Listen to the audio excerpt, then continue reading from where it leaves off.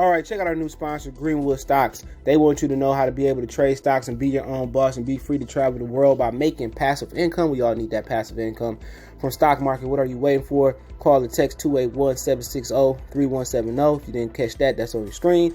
Or check them out at social media, Greenwood Stocks, and catch them at Gmail, greenwoodstocktrading at Gmail, and the YouTube channel is Greenwood Stocks. Appreciate them for giving me the opportunity. Check them out. We out. All right, man, we back. Let's talk about Paul George last night, helping the Clippers take a 3-2 lead over the Utah Jazz. Appreciate everybody for tapping in. Check out the NBA Talk playlist. And Paul George was playoff P last night. It was playoff fantastic, man. He went off, man, and a lot of people were shocked. But in sports, it tends to go the way that you don't think it'll go. Okay. But let's get to it. I do appreciate everybody for tapping in. Best way to support the channel, thumbs up the video.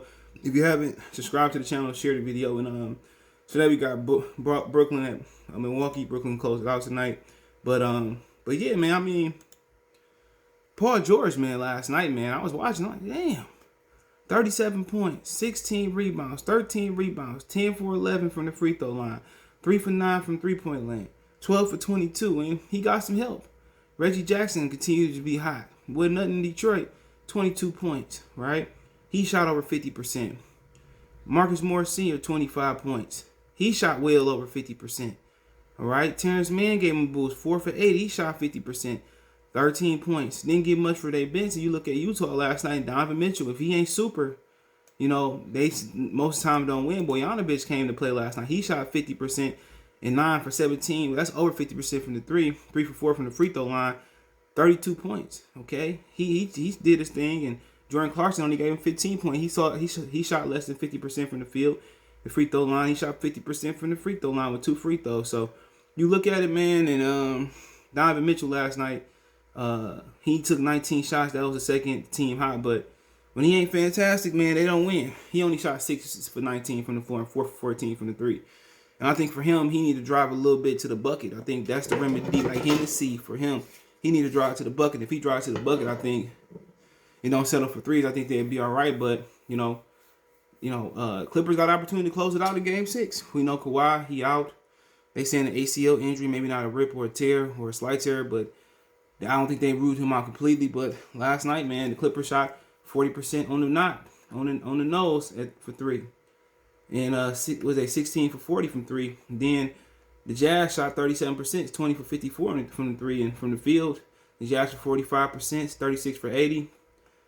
Clippers was 41 for 80, 51.2%. So they both took 80 shots from the field, man. But Paul George, man, what more can you say about Paul George? I don't know. Was it, it was something mental, or was it that he don't really funk sweat with Kawhi? And but last night, him with the ball in his hand consistently, he was a bad man, and he showed that he can be consistent. He can show up in the playoffs.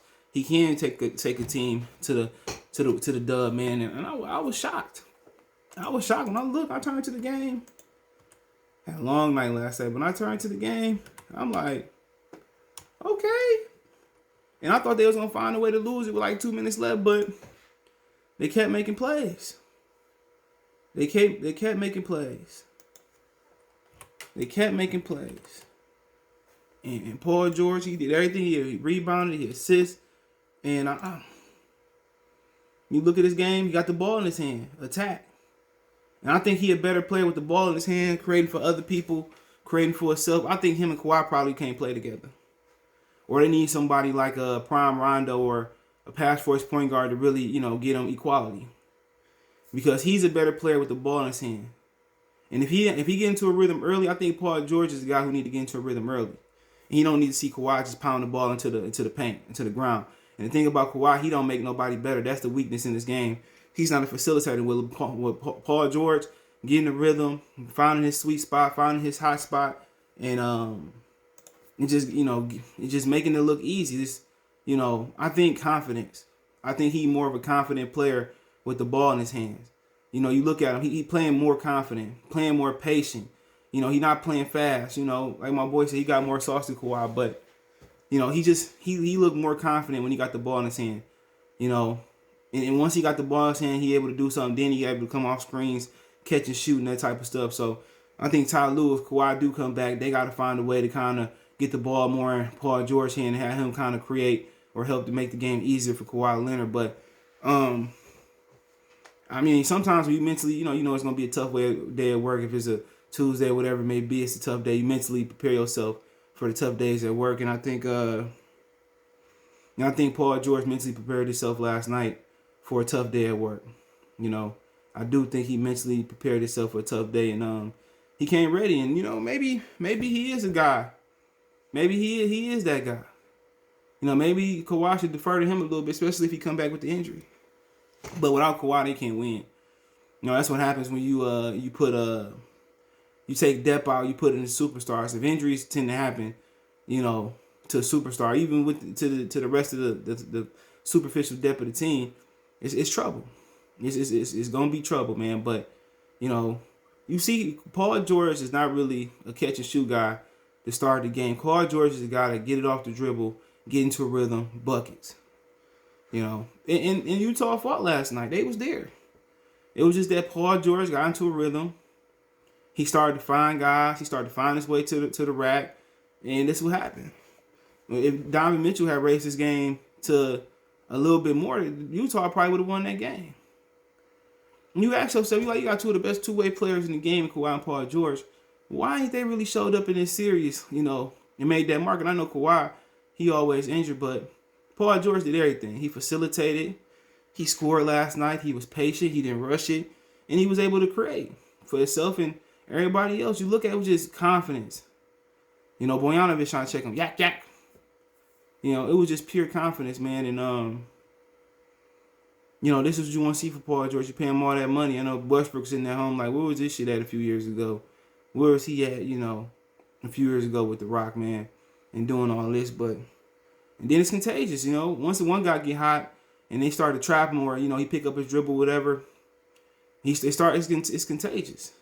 And I think Utah came out there last night, you know, no Kawhi Leonard. Somebody said that, I think ESPN like yesterday, maybe Fox Sports. Somebody said, you know what, when you lose a guy like Kawhi, sometimes the team come out it's overconfident, no Kawhi, we're gonna run over him.